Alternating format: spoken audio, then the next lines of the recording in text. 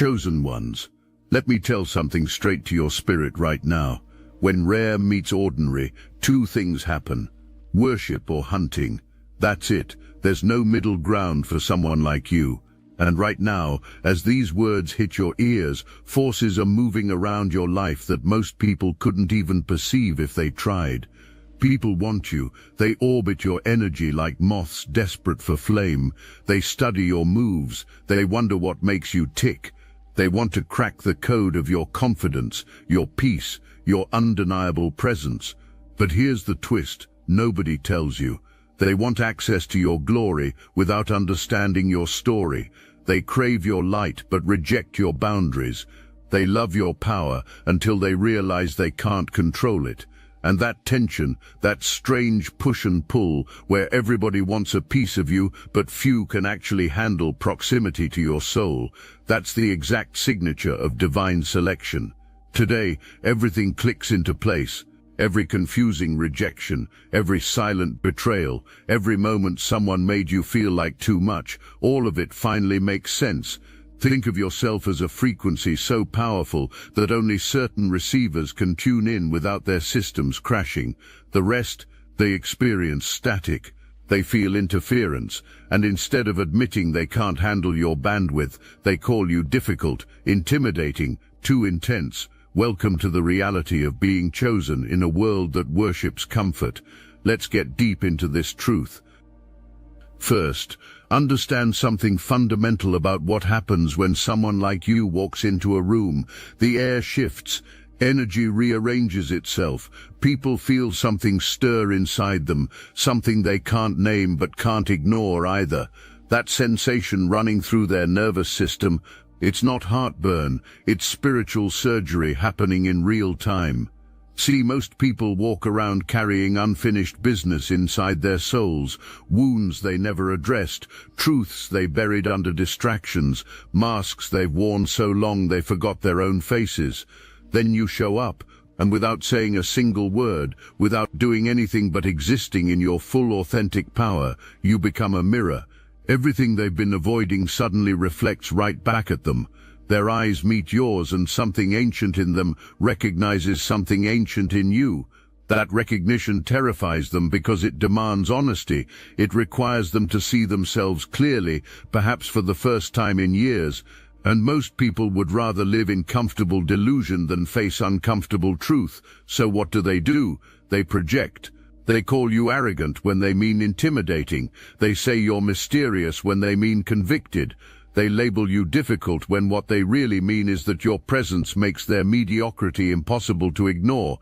This is the first weight of being chosen. People don't fall for you exactly. They fall for how they feel in your presence. That weightlessness, that clarity, that high-frequency truth that follows you everywhere like a loyal shadow. It makes them touch something pure for a moment. But purity has a price. It demands honesty in return. And when they realize they can't just borrow your essence without being transformed by it, watch how fast they retreat. Sometimes quiet, sometimes dramatic, always confused, because they thought they wanted someone like you. They just didn't expect the cost of proximity to be complete self-awareness. Here's something else that needs to sink deep into your understanding. The confusion people feel around you isn't random. It's the natural response of limited consciousness encountering something unlimited. Think about what happens when someone who has lived their entire life in a small room suddenly gets shown the ocean.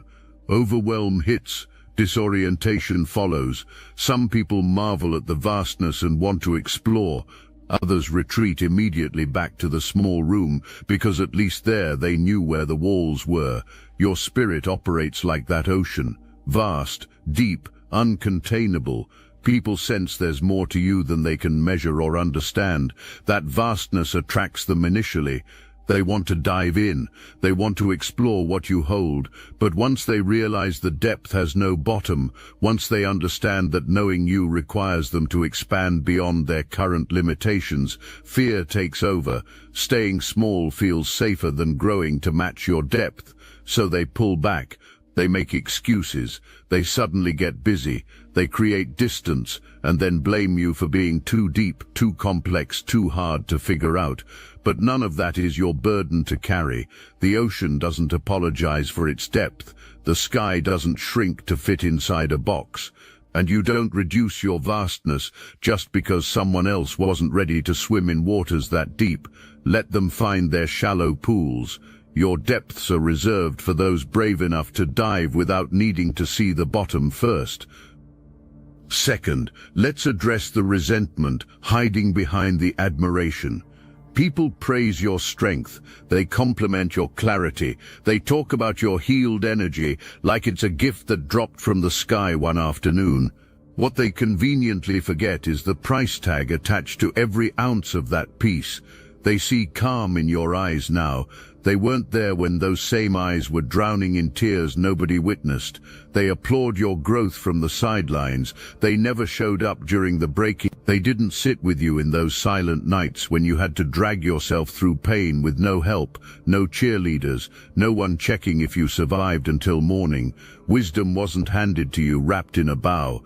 It was extracted through bleeding, through losing, through sitting in darkness so thick you forgot what light felt like. And now that you've emerged on the other side, they act like you were always this grounded, always this certain, always this unshakable. It's convenient for them to skip over your journey.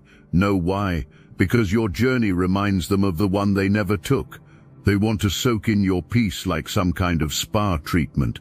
But the storms you walked through alone, they want nothing to do with that part. Here's what separates chosen ones from everyone else. When it would have been easier to numb out, lash out, blame the world, become bitter, become broken, become just another statistic of pain, you made a different choice. You faced yourself. You did the terrifying inner work. You sat in silence and dealt with your trauma without turning it into a weapon or a personality trait. Evolution happened because you were willing to feel everything, the good, the devastating, the confusing, the painful, and your presence now walks into rooms carrying a silent message that some people find unbearable. That message, healing is possible. They just didn't want it badly enough. That truth hangs in the air around you. And those who settled for survival mode, who surrounded themselves with distractions instead of doing the work, they feel that unspoken accusation in their bones, the low-key resentment masked as admiration. Now you understand where it comes from. They want what you have, they just don't want who you had to become to get it. Let's go even deeper into what your healing journey represents in the grand scheme of things. Every wound you transformed became a weapon of light. Every betrayal you survived became training for discernment. Every dark night you endured alone became fuel for the fire that now burns in your eyes. Nothing was wasted, not a single tear, not a single sleepless hour, not a single moment of confusion or despair. All of it got converted into the power you carry today. But here's what makes your story different from those who stayed stuck in victimhood: the choice to alchemize. Some people wear their pain like a badge of honor, expecting the world to compensate them forever for what happened. They build identities around being wounded. They gather in circles where comparing scars becomes the main activity. Healing never actually happens, because healing would mean losing the identity they've constructed around suffering. But that was never your path.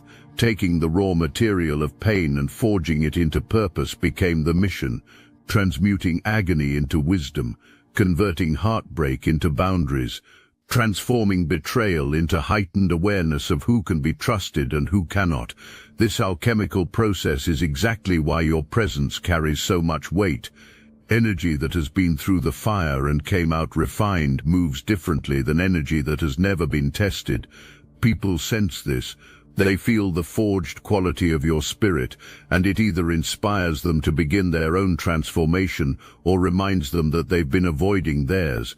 Either way, your existence serves a purpose larger than your individual story. Every chosen one who heals contributes to raising the collective consciousness of humanity. Your personal victory echoes through dimensions unseen. Third, here's a pattern that probably sounds familiar. People show up when the fruit is ripe. They celebrate when the glow is obvious. They want proximity when the confidence is loud and the peace is undeniable. But rewind to the seasons when you were planting, when you were buried deep in silence, when you were healing in isolation, praying through nights that seemed endless. Where were those same people then? They loved to celebrate the bloom. They vanished during the breaking. Most people don't want the full truth of your journey. They want the highlight reel. They want access to the healed, elevated version of you without any understanding of the cost. Emotional winters happened that they never witnessed. Betrayals cut deep that they don't even know about. Boundaries got learned through heartbreak. Trust got rebuilt through pain. Strength got forged through total collapse. Growth wasn't just happening, survival was happening. Quiet, desperate, lonely survival with no cheer squad. Now that purpose walks with you, now that discernment guides your steps, some people act like they've always been in your corner. Deep down, both of you know the truth. They didn't water your soil, they didn't check in when you were low, they didn't show up when you had nothing to offer, and because of that absence, they don't get automatic access to the harvest. Some feel entitled to your energy now because they showed up for the good part, but that's not how divine economics work. The fruit of your life came at the cost of battles fought where no one could see. Healing happened in silence, everyone left, and rising still happened anyway.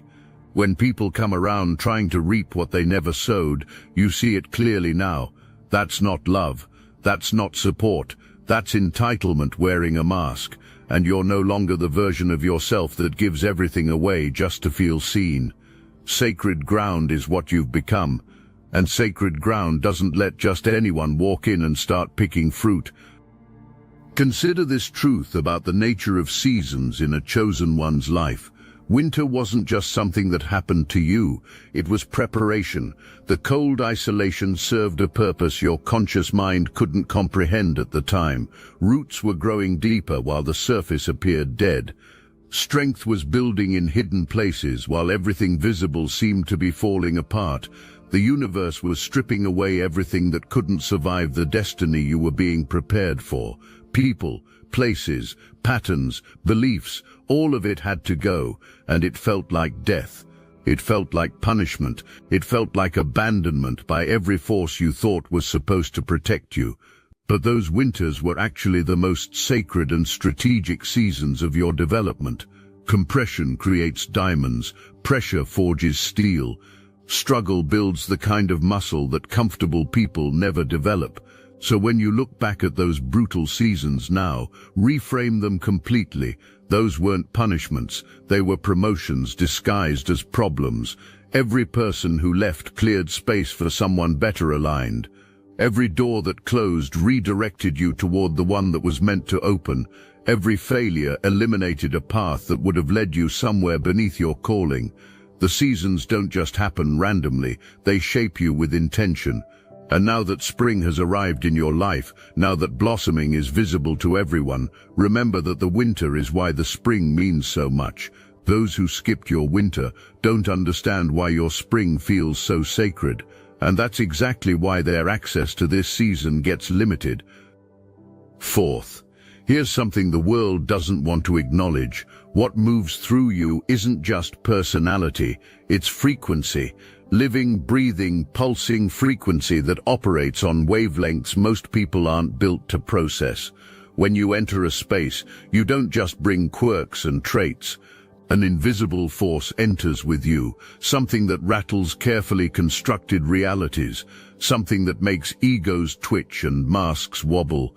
Comfortable illusions start crumbling, and people don't even understand why. What's really happening?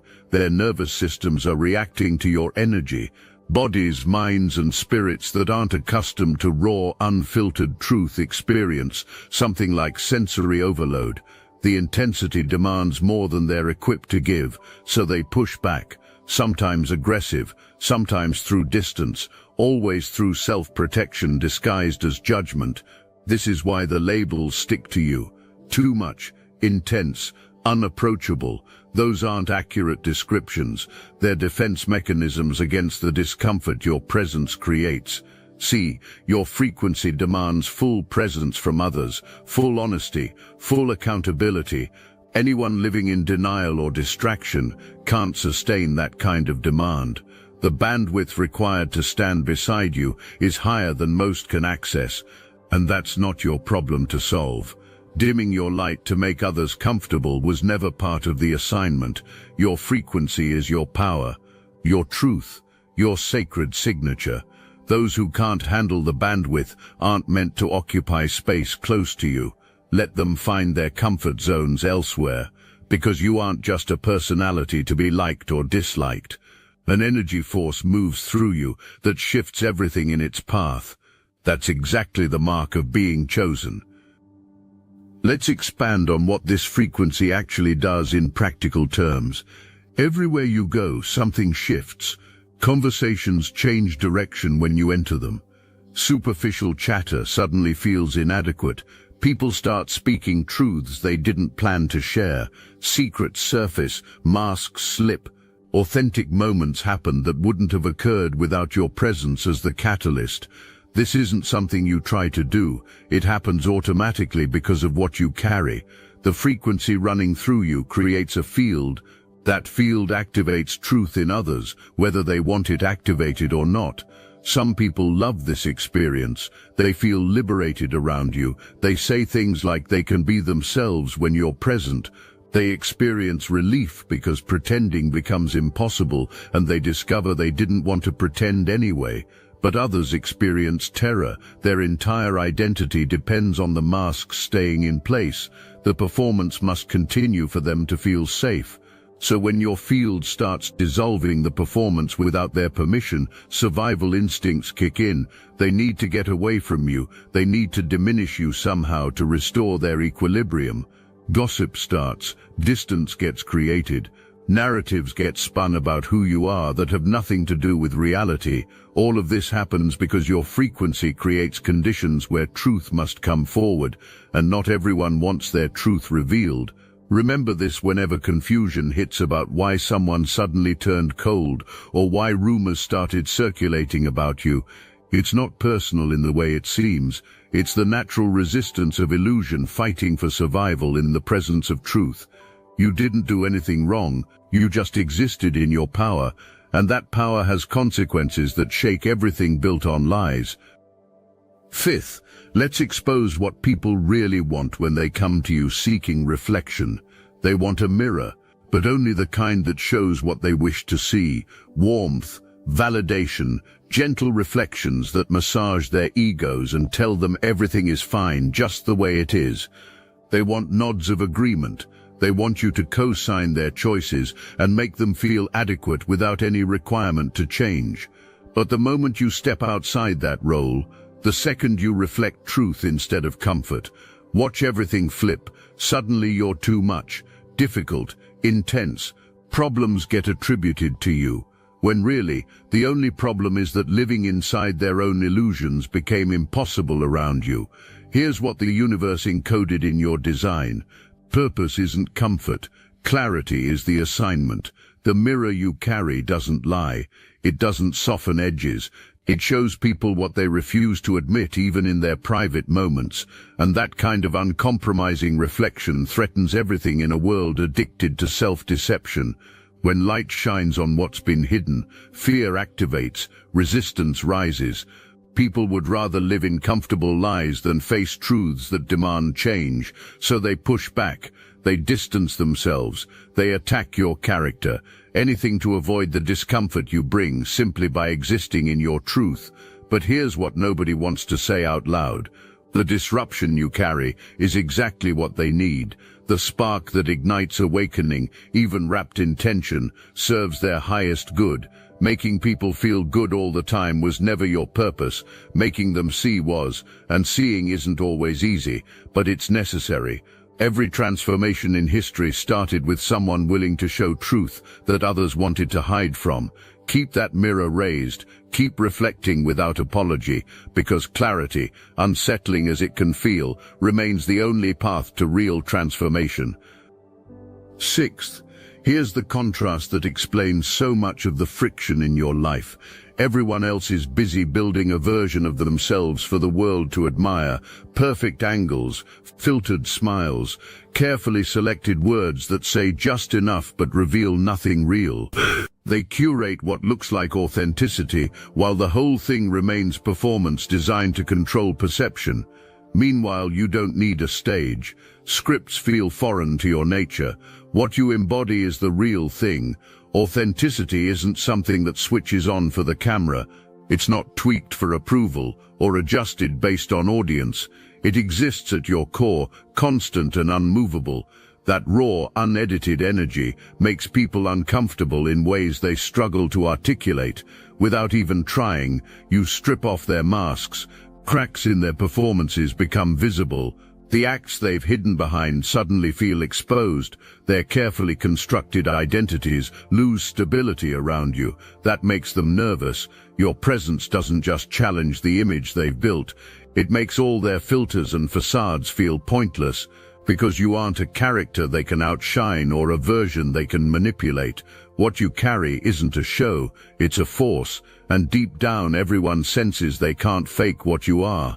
Truth lives in you that's impossible to imitate, regardless of how many selfies or posts or personal brands get created. That truth unsettles them.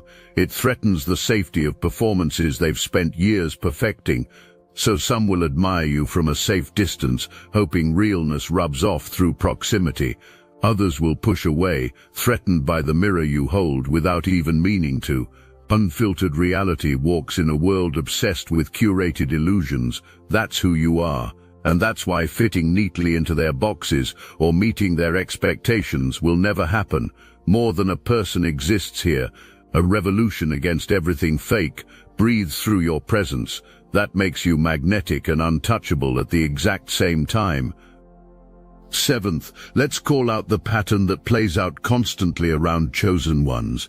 Basking in your light attracts everyone. Being seen standing next to your success, your confidence, your peace, that's what they want. Perks of your growth without acknowledging the price paid. They show up when winning is happening. Your victories get celebrated like they were theirs all along. But rewind to the darkness, the struggle, the doubt, the battles no one could see. Those same people, nowhere. Sleepless nights happened without them. Silent tears fell without witnesses. Moments of feeling completely broken and invisible came and went without a single hand reaching out. Glory without gory is what they want.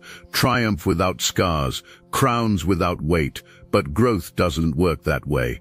Messiness is part of the process. Pain is unavoidable. Loneliness often walks alongside transformation. Waking up golden didn't just happen one morning. Forging through fire happened. Souls getting cracked open, bleeding and reshaped in silence. That's the real story. And most people run from that. They ignore it because it's uncomfortable, raw, demanding. Those who disappeared during hard moments have forfeited seats at the table you now own. They want to claim proximity to the crown. They didn't help carry the weight when carrying actually mattered. Protecting your energy became necessary. Recognizing who showed up in darkness versus who only appeared in sunshine became essential. Real support isn't applause from comfortable sidelines. It's standing in trenches when no one else will. The crown on your head isn't open to everyone. Only those who survived storms alongside you earned the right to witness the fullness of your light. Anyone else? Let them watch from a distance while what was earned gets worn, raw, real, unapologetically. Here's a truth about loyalty that chosen ones learn through painful experience. Most people's loyalty is conditional. It extends only as far as their convenience allows. When being connected to you benefits them, they stay close. When association costs something, when standing by you requires sacrifice, when defending you means they might face criticism too, watch how quickly they evaporate. This isn't pessimism, it's pattern recognition, earned through repeated disappointment. But here's where the chosen one's perspective shifts from bitterness to wisdom. Conditional loyalty isn't really betrayal, it's just people revealing their actual capacity. Most human beings operate from scarcity consciousness. Self-preservation dominates their decision-making. When protecting themselves conflicts with supporting you, self-protection wins every single time. That's not evil, it's just limitation. And recognizing this limitation frees you from expecting what people cannot give. True loyalty, the kind that stands unmovable regardless of circumstances, is exceptionally rare. It exists in perhaps 2 or 3 people in most lifetimes. When you find those souls, treasure them fiercely. Protect those relationships with everything you have, because those are your people. The ones who stayed when staying cost something. The ones who defended you when they could have remained silent. The ones who showed up during winter without being asked. Everyone else occupies a different category. Not enemies, not villains, just people with limitations that prevent them from being what you need. Accept this truth without bitterness, and watch how much peace floods your life. Expectations align with reality, disappointment decreases, and the precious few who prove themselves become even more valued. 8. Something specific needs to be understood about your assignment on this planet. Gathering likes, followers, or approval from masses wasn't the mission. Popularity wasn't the goal. Deployment happened with precision, like a signal coded for very specific receivers. What your spirit carries can't be called ordinary wisdom or everyday energy. Encrypted codes move through you. Truth that isn't designed for mass consumption pulses through your presence. These codes exist to awaken, challenge, and transform particular souls who are actually ready to receive them. That's why crowds that crave easy comfort or surface-level connections naturally fall away.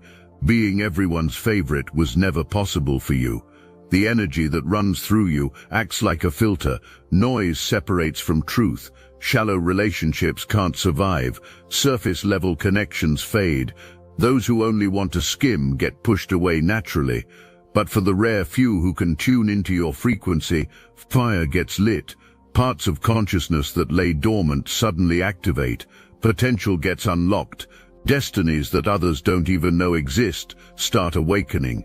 This explains the isolation, the feeling of being misunderstood, the sense of being different that's followed you since childhood. None of that is flaw or curse, natural results of carrying purpose that requires higher resonance. Pleasing everyone was never the design. Codes too advanced, too sacred, too powerful for general crowds move through you. Don't waste energy seeking acceptance from everyone. Impact comes through those few whose lives genuinely transform through contact with you. Those connections are rare, but they're what matter. The mission isn't about quantity. Depth matters, precision matters, quality matters. That's why selection happened. Carrying what others can't became your assignment. Reaching who others won't. Changing what others don't even see yet. 9th, here's why so many people struggle to understand your value. An entire way of thinking traps most of society. Performance-based self-worth controls their sense of identity. Their entire value depends on how they show up, what gets achieved, how others perceive their actions. A never-ending race to prove worthiness drives them. Hoping to earn love, respect, or attention through checking boxes and playing roles consumes their energy. But operating that way was never in your nature. Performing to impress doesn't come naturally. Manufacturing images to validate existence feels foreign. Moving through life in presence, a powerful state of simply being, that's how you function. Value doesn't attach to what gets done or accomplished. It connects to who you are at the deepest level. That kind of essence can't be measured by likes, titles, or accolades. It exists beyond all metrics. It gets felt, not seen. Energy, not entertainment. And in a world obsessed with identity as product to be sold or consumed, that's threatening. To those addicted to performance, you look like an unsolvable puzzle. They try to pin you down, box you in, force you into their systems of worth. Nothing fits, because power lives in authenticity, in stillness, in refusing to chase external validation. Applause isn't needed to know enoughness exists. Nothing needs proving to prove everything. That intimidates people, it confuses them, their entire worldview gets challenged by your existence. Worth that isn't earned through effort or achievement doesn't compute in their programming.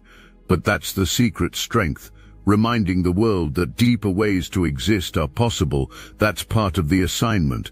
Being is more than doing. Presence outweighs performance. True worth is embodied, not earned. That's exactly the mark of selection. Let's examine what happens when someone truly rooted in presence enters spaces dominated by performance. Disruption is inevitable. Systems built on proving worth through doing feel immediately threatened by someone whose worth simply exists through being. It's like walking into a room full of people desperately treading water to stay afloat, and you're somehow standing on the surface without effort. They don't understand how you do it. They suspect it must be arrogance or delusion. Some assume you're faking confidence that you don't actually possess, but the longer they observe, the more undeniable the truth becomes. Your peace isn't performance. Your confidence isn't costume. What you carry is real in a way their achievements have never made them feel.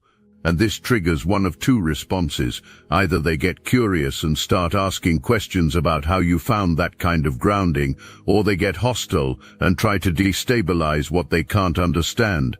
The hostile ones will test you. They'll poke at your peace, trying to crack it. They'll question your accomplishments, trying to diminish you.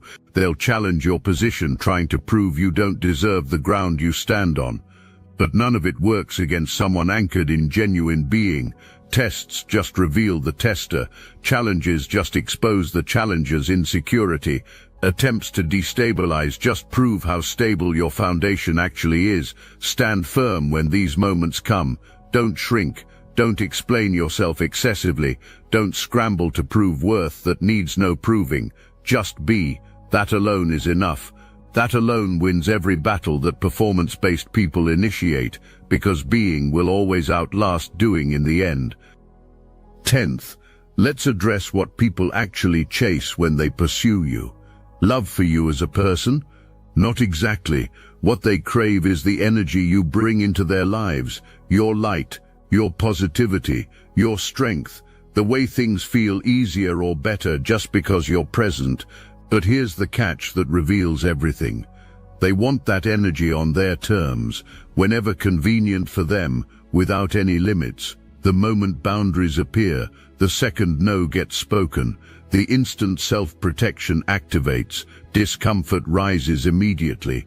Suddenly labels like cold, distant, unavailable get thrown around, as if self-respect is somehow a personal offense against them.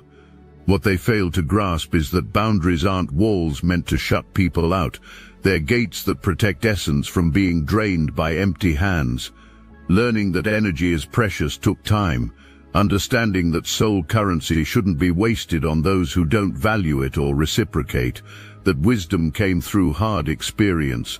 When no gets spoken, rejection isn't happening. Misuse of sacred energy is what's being rejected. Complaints come easily to those who feel entitled. Accusations that you've changed or don't care enough get thrown around.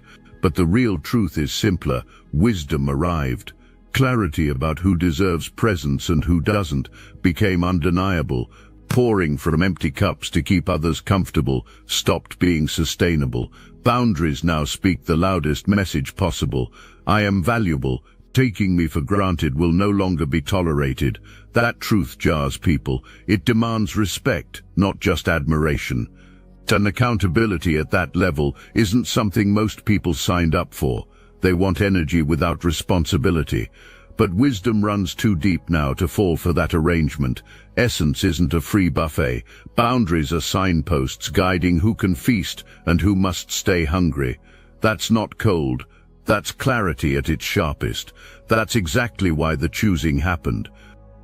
Let's talk about what happens when boundaries get treated as insults by people who expected unlimited access.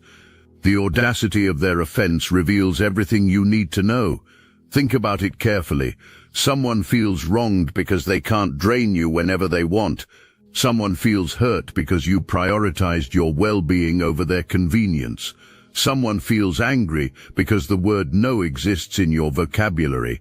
That reaction isn't love. That's entitlement, dressed up in emotional language. Real love, actual genuine care, celebrates your boundaries.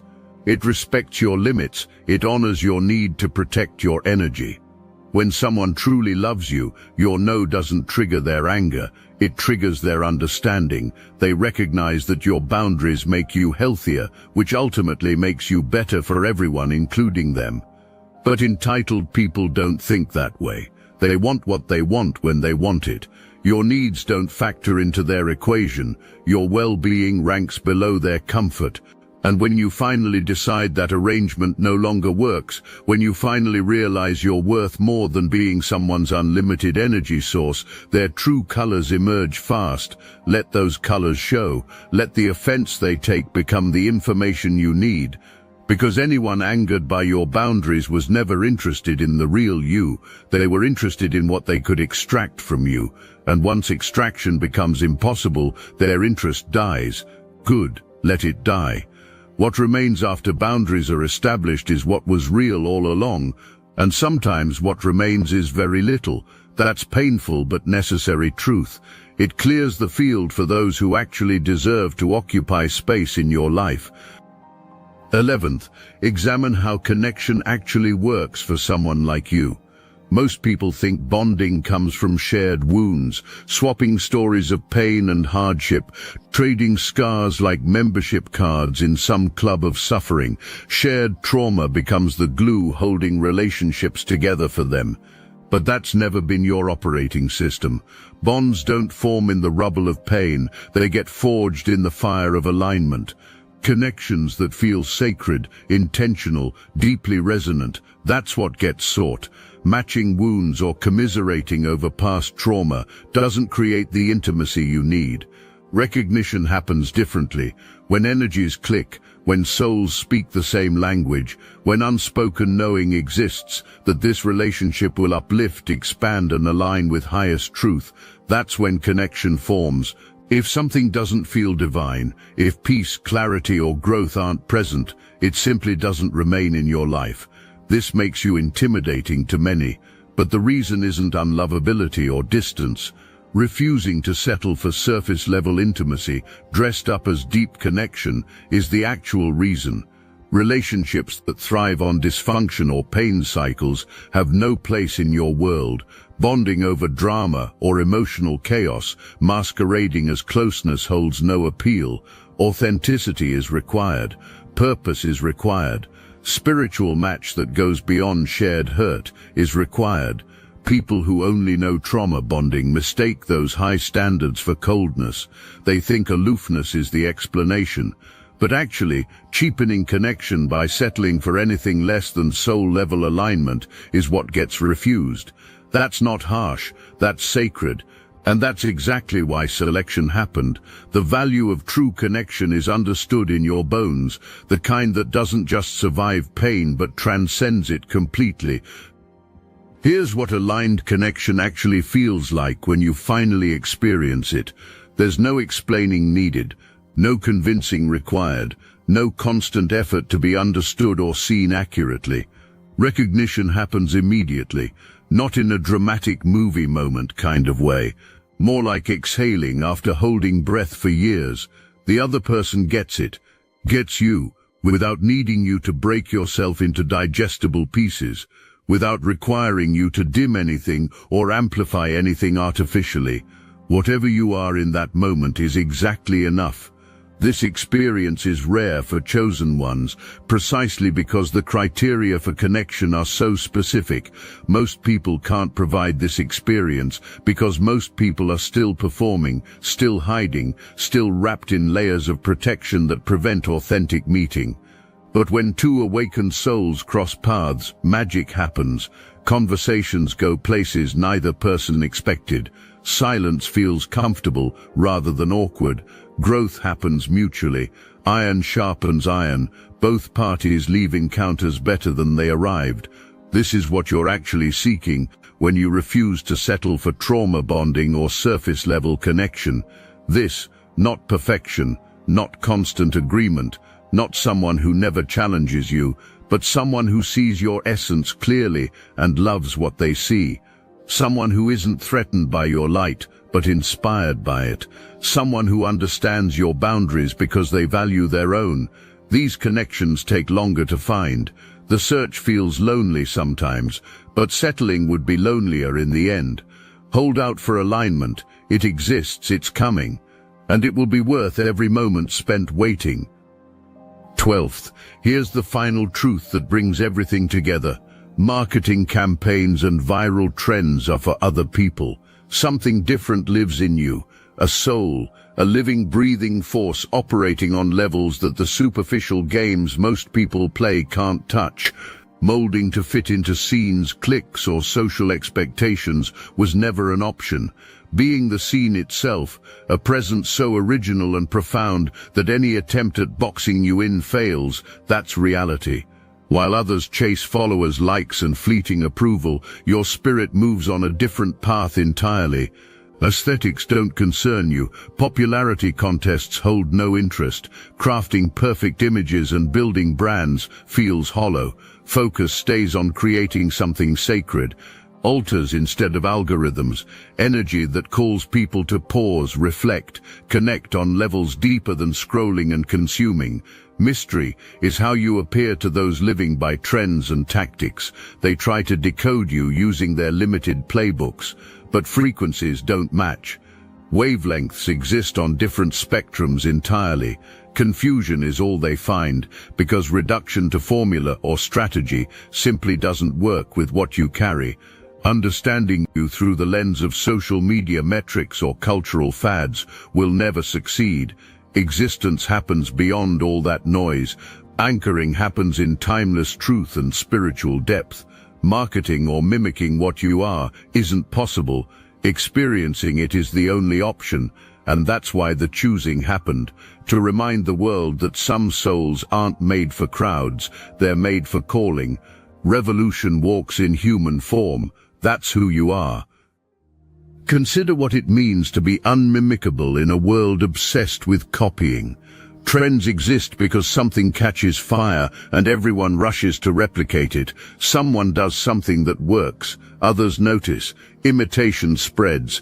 The original gets diluted across thousands of copies until it loses all meaning. That's how most cultural phenomena operate. But you can't be copied, not because you're trying to be unique, because what you carry isn't formula, it's soul, and soul doesn't transfer through imitation. People can study your words, mimic your style, copy your aesthetic down to the smallest detail, and still miss everything that makes you actually you. The essence remains untouchable. The frequency stays uniquely yours. This is protection. This is power. While everyone else worries about being replaced, about someone younger or hungrier or more talented coming along and taking their spot, you can rest in knowing that your position is secure. What you occupy in this world cannot be occupied by anyone else. The space you fill was designed for your exact shape. No one else fits. Trying to compete with you is futile because the category you exist in has one member. This isn't arrogance speaking. This is spiritual architecture.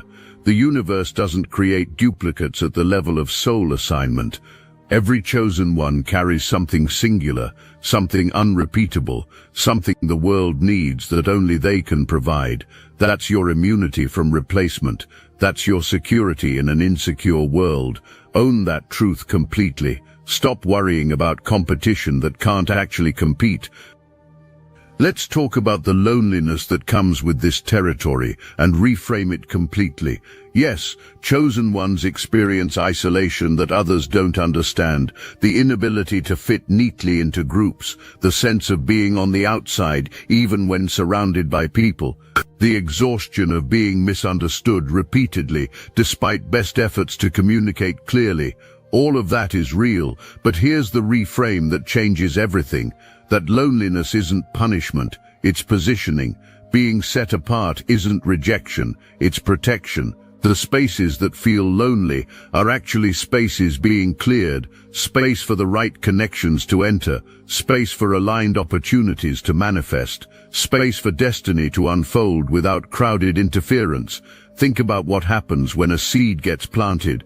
It goes underground, alone, separated from everything it knew before. In the darkness, it could feel abandoned. It could interpret the isolation as cosmic rejection. But something else is happening beneath the surface. Roots are forming, strength is building, preparation for breakthrough is underway. The seed must be alone to become what it's meant to become. If it stayed on the surface, surrounded by everything familiar, transformation would never happen. Your lonely seasons serve the same purpose.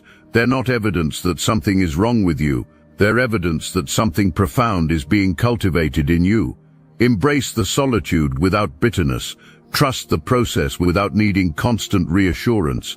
What's being built in these hidden seasons will one day break through the surface and shock everyone who thought nothing was happening. The loneliness is necessary, the isolation is strategic, and the emergence will be undeniable. Star seeds, they never expected this. The technology used to suppress consciousness has been reverse-engineered, and Destiny Engine is the result. What was once used against humanity is now your ascension weapon. You can now MK Ultra yourself into 5D superpowers. Destiny Engine bypasses the conscious mind and rewrites the source code directly. Reality bends faster, synchronicities stack, your nervous system upgrades to a higher bandwidth. Put on headphones, press play, that's all. For $1 you switch sides of history. Click the link in the description. The takeover is internal. So let this truth land permanently in your spirit. Let it become unshakable foundation. Being rare means two things happen: worship or hunting. There's no middle ground for someone carrying what you carry. People will always want you. They'll orbit your energy, trying to figure out the source of your light. They'll study your confidence, wondering how to crack the code. They'll want access to your peace while rejecting the boundaries that protect it. And through all of that tension, through all those who couldn't handle proximity to your authentic power, you remain, heart still open, spirit still intact, standards still high. That's not ego running the show. That's spiritual excellence, doing what spiritual excellence does. False comfort gets disrupted wherever you go. Illusions get confronted without single words being spoken. Spiritual laziness in others gets exposed just through your presence. And yes, sometimes people walk away because of it. Let them. Babysitting egos was never the assignment. Decorating someone else's delusions isn't in the job description. Awakening souls is why you're here. Activating truth, building something that can't be faked, real connection, divine alignment, eternal purpose. Being loved by the masses was never the mission for chosen ones. Finding the remnant was always the point. The ones who don't need you to shrink so they can feel big. The ones who don't fear your light because they carry their own. The ones who hear your voice and feel their spirit stir in recognition. Those are the only ones who truly matter. So no, being for everyone was never in the design, but being everything to the ones you were sent to, that power exceeds being liked by the entire world. Keep shining, keep walking, keep being exactly who you are without apology, without dilution, without compromise. Presence isn't performance, it's calling, and anyone who can't handle that was never meant to. That's the final word on why everybody wants you but not everyone can have you. That's exactly why the choosing happened. That's exactly why you were selected for this assignment on this planet at this exact moment in history.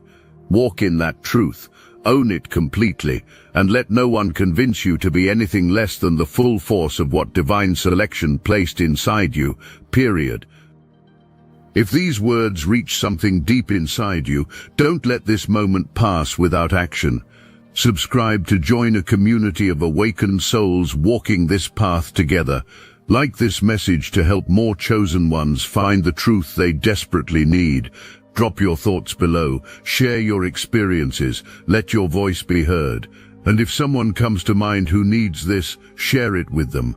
Together, rising happens, awakening spreads, light shines brighter than ever before. God